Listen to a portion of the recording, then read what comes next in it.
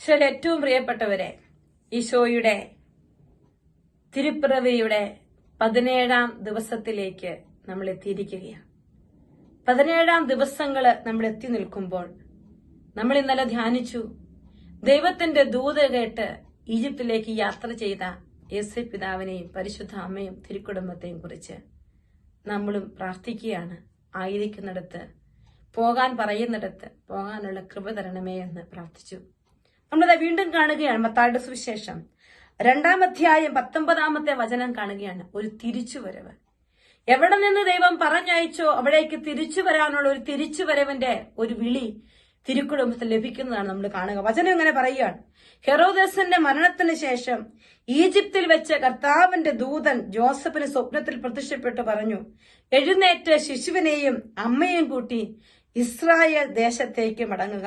ശിശുവിനെ വധിക്കാൻ ശ്രമിച്ചവർ മരിച്ചു കഴിഞ്ഞു. അവൻ എഴുന്നേറ്റ് ശിശുവിനെയും അമ്മയെയും കൂട്ടി ഇസ്രായേൽ ദേശത്തേക്ക് പുറപ്പെട്ടു. പ്രിയപ്പെട്ട ദൈവമക്കളെ, കർത്താവ് ചിലപ്പോഴെങ്കിലും ഞാനൊക്കെ ഓർക്കും, ഞാനിങ്ങനെ ഓർക്കും, ഈശോ നമ്മളെ പല സ്ഥലങ്ങളിലേക്ക് അയക്കും. ചില ജീവിത സാഹചര്യങ്ങളോട് ഇടപെടാൻ ദൈവം അനുവദിക്കും. ഒരു പക്ഷെ അവിടുന്നോട് ഒട്ടിച്ചേർന്ന് സാഹചര്യങ്ങളുടെ ആദ്യത്തെ സമ്മർദ്ദങ്ങളും സ്ട്രഗിളും ഒക്കെ കഴിഞ്ഞ് ആ സാഹചര്യങ്ങളിൽ ഒട്ടിച്ചേർന്ന് ഒരു ഹാപ്പിയായി മനസ്സും ശരീരവും ഒക്കെ ചേർന്നിരിക്കും. പെട്ടെന്ന് കർത്താവ് പറയും, ഇവിടെ നിന്ന് മറ്റൊരു സ്ഥലത്തേക്ക് നീ പൊയ്ക്കൊള്ളുക. ദൈവത്തിന്റെ വിളികളും ദൈവത്തിന്റെ പ്ലാനുകളും ഒക്കെ ചിലപ്പോൾ ഞാൻ ഓർക്കുമ്പോൾ എനിക്ക് തോന്നും, എന്റെ ദൈവത്തിലുള്ള ആശ്രയം എവിടെയെങ്കിലും കുറഞ്ഞു പോയെന്ന് തോന്നിയിട്ടാണോ? അതോ എന്നെക്കുറിച്ചുള്ള ദൈവത്തിന്റെ പദ്ധതികൾ പൂർത്തിയാക്കാനുള്ള ദൈവത്തിന്റെ വഴികള് എന്റെ കൊച്ചുബുദ്ധിക്ക് എനിക്ക് മനസ്സിലാക്കാൻ പറ്റാത്തത് കൊണ്ടാണോ എനിക്ക് അസ്വസ്ഥതയുണ്ടാകുന്നത്? പലപ്പോഴും ചില തിരിച്ചുപോക്കലുകൾ ദൈവം നമ്മളോട് ആവശ്യപ്പെടും. നമ്മുടെ ജീവിതത്തില് ഞാനും നിങ്ങൾ ആയിരിക്കുന്നിടത്ത് നിന്ന് കൂടുവിട്ട് പറന്നു പോകാൻ ചിലപ്പോൾ ദൈവം ആവശ്യപ്പെടും. ഈശോയെ, അതൊക്കെ എന്തുകൊണ്ടാണെന്ന് തിരിച്ചറിഞ്ഞ് ചോദ്യങ്ങളില്ലാതെ അനുസരിക്കാനാണ് നമ്മൾ ഈശോയുടെ കൃപ ചോദിക്കേണ്ടത്.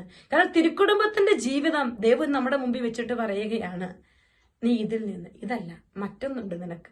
ആ മറ്റൊന്നിലേക്കൊരു യാത്ര. പ്രിയപ്പെട്ടവരെ, ചിലപ്പോൾ നമ്മുടെ ചില ഫ്രണ്ട്സുമായുള്ള നമ്മുടെ ബന്ധങ്ങളായിരിക്കാം, ചിലപ്പോൾ നമ്മുടെ ജീവിതത്തില് നമ്മൾ ഏറ്റെടുത്തിരിക്കുന്ന ജോലികളാണ്. പെട്ടെന്ന് ജോലി പോകുന്നൊരവസ്ഥ, പെട്ടെന്ന് ചിലപ്പോൾ നമ്മുടെ ജീവിതത്തിൽ ഇന്നലെ വരെ ഒരുപാട് സ്നേഹവും സന്തോഷവും ഉണ്ടായിട്ട് ഇന്നത് പോകുന്ന ഒരു കൂടിളക്കലിന്റെ, ഒരു അസ്വസ്ഥതയുടെ, ഒരു വീട് മാറ്റത്തിന്റെ, ഒരു വീട് പറിച്ചു മാറ്റലിന്റെ ഒക്കെ ഒരു അനുഭവം ദൈവം നമുക്ക് തരുന്നുണ്ടെങ്കിൽ അത് ദൈവത്തിന്റെ വിളിയാണ്. പ്രിയപ്പെട്ടവരെ, ദൈവത്തോട് കൂടുതൽ ആശ്രയിക്കാൻ, ദൈവത്തോടൊപ്പം നീ യാത്ര ചെയ്യാൻ, ചില കാര്യങ്ങള് നമ്മളെ പഠിപ്പിക്കാൻ, ചില ജീവിത സാഹചര്യങ്ങൾ മറ്റുള്ളവരെ പഠിപ്പിക്കാൻ ദൈവം നമ്മളെ ഉപകരണമാക്കും.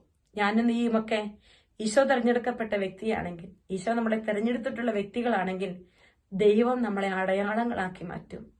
ദൈവം നമ്മളെ തന്റെ കയ്യിൽ ഉപകരണങ്ങളാക്കി മാറ്റും. ഇന്ന് വിശുദ്ധരൊക്കെ ജീവിതത്തിന്റെ പല വഴികളില് ഇഷ്ടങ്ങളെ ഉപേക്ഷിച്ചുള്ള യാത്ര ചെയ്തവരാണ്. നമുക്കും പ്രാർത്ഥിക്കണം, ഈശോയെ, എന്നെക്കുറിച്ചുള്ള നിന്റെ പദ്ധതി എന്താണോ അത് പൂർത്തിയാകട്ടെ. നീ എന്നെ തിരിച്ചു പോകാൻ പല സ്ഥലങ്ങളിൽ നിന്ന് വിളിക്കുമ്പോ ആ വിളി അതേപടി കേട്ട് ഇഷ്ടങ്ങളെ ഉപേക്ഷിച്ച് നിന്റെ ഇഷ്ടങ്ങളോട് എന്റെ ഇഷ്ടങ്ങളെ ചേർത്ത് വെക്കാനുള്ള കൃപ എനിക്ക് തരണം ഈശോയെ. ആ ഒരു തിരിച്ചുപോക്ക് എവിടെയാണ് നീ എന്നോട് ആവശ്യപ്പെടുന്നത് അത് മനസ്സിലാക്കാൻ എന്നെ ശക്തിപ്പെടുത്തണമേ എന്ന് നമുക്ക് ഈശോയോട് പ്രാർത്ഥിക്കണം. ഈശോയുടെ കൃപയാണത്, ഈശോയുടെ വലിയ ബലമാണത്. കർത്താവിന്റെ വചനം പറയുകയാണ്, 23-ാമത്തെ വചനം, അവൻ നസ്രായൻ എന്ന് വിളിക്കപ്പെടുമെന്ന് പ്രവാചകൻ വഴി അരുളി ചെയ്യപ്പെട്ട് നിവൃത്തിയാകാൻ നസ്രത്ത് എന്ന പട്ടണത്തിൽ അവൻ ചെന്ന് പാർത്തു. അതേ പ്രിയപ്പെട്ടവരെ, ദൈവം തന്റെ പദ്ധതിയുടെ ഭാഗമായിട്ടാണ് ചില തിരിച്ചുപോക്കലുകൾക്ക് നമ്മളെ വിളിക്കുക. ചില തിരിച്ചു വരവിനായി ദൈവം നമ്മളെ വിളിക്കുന്നത് അവന്റെ പദ്ധതിയുടെ ഭാഗമായി തീരാനാണ്. അതുകൊണ്ട് എന്തെങ്കിലുമൊക്കെ തിരിച്ചുപോക്കലിനോട് വിളി കിട്ടുമ്പോൾ ഇന്ന് അസ്വസ്ഥപ്പെടുന്നുണ്ടെങ്കിൽ ഹൃദയത്തോട് ചേർത്ത് വെച്ചിട്ട് നമുക്ക് പ്രാർത്ഥിക്കാം, ഈശോയെ, നിന്റെ തിരിച്ചു വരവിനുള്ള വിളി എനിക്ക് നിന്റെ പദ്ധതിയുടെ ഭാഗമാകാനാണെന്ന്, ദൈവത്തിന്റെ വചനത്തിന്റെ സാക്ഷ്യത്തിന് വേണ്ടിയാണെന്ന് വിശ്വസിച്ച് ഞാൻ ഏറ്റെടുക്കുകയാണ് ഈശോയെ. അതിനുള്ള വലിയ കൃപ, മനസ്സിന്റെ നൊമ്പരങ്ങൾക്കപ്പുറത്ത് പരിശുദ്ധാത്മാവിന്റെ കൃപയാൽ ഈ തിരിച്ചുവരവൻ എന്നെ ശക്തിപ്പെടുത്തട്ടെ എന്ന് ഞാൻ പ്രാർത്ഥിക്കുന്നു. ഈശോ മിശിഹായിക്ക് സ്തുതിയായിരിക്കട്ടെ.